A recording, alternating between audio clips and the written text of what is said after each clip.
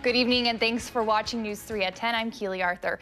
A Verona reconstruction project will start in April and last several months. City officials waited for years for the renovation, but as Keely Larson reports, nearly 24 business owners could face some problems. Verona residents should expect delays and detours. Now, if you're a Verona resident, the city wants your input. There's a public information session this Tuesday from 6 to 8 p.m. in the City Center chambers. And now we're going to check in with meteorologist Gary Canalti, and it looks like we're headed for a bit of a warm-up. Well, temperatures will be maybe a couple degrees warmer tomorrow. In Rock County, Janesville police are looking for help in identifying a suspect in a retail theft. The person is suspected of stealing $2,600 worth of merchandise from an Ulta in Janesville. If you recognize this person or have any information on the incident, you are asked to contact Janesville police at the number on your screen.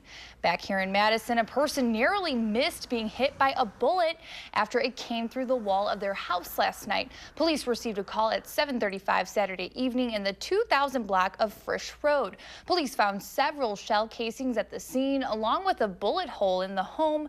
Thankfully, no one was hurt and police have not found any suspects. In Sheboygan, a dive team pulled a man's body from a river near Lake Michigan. Police were called around 8:30 this morning when a couple walking by discovered the body. Police say the person is an elderly man. They don't know how he got into the water, but do say they don't think it's foul play. The incident is under investigation. Well, tickets for the Wisconsin Badgers Sweet 16 game against the Florida Gators are listed between $240 to more than $2,500. But seeing the moments on court will set you back even more when you factor in flights and hotels. Using Expedia or Orbitz, a stay at the New York Marriott in Times Square and a round-trip flight leaving Thursday and coming back Saturday will cost two people a combined $1,096. A Milwaukee ticket broker expects a lot of fans coming from Wisconsin.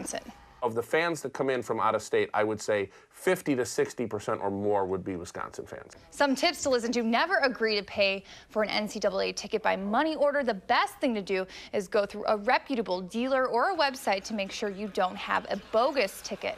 Lawmakers in Washington will have a very busy week. Tomorrow, the first public hearing is scheduled concerning Russia's involvement in the presidential race, and nomination hearings will begin for President Trump's Supreme Court nominee. Later in the week, the House of Representatives is scheduled to begin the process of repealing and replacing the Affordable Care Act. Wendy Gillette reports from New York.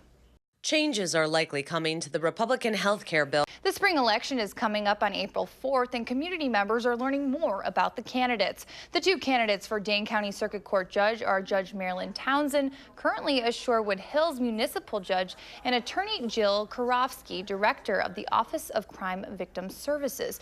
They answered questions about strategies to reduce incarceration rates and racial disparities in Dane County.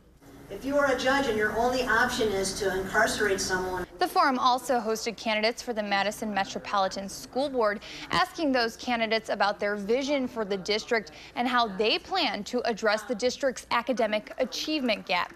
Milwaukee Mayor Tom Barrett attacked President Trump's proposed budget during a press conference this afternoon. We are here today because we don't want these neighborhoods to be sacrificed. Mayor Barrett held that press conference standing in a neighborhood that was built using $30 million in grant money years ago. President Trump's proposed budget cuts $3 billion from the Community Development Block Grants program.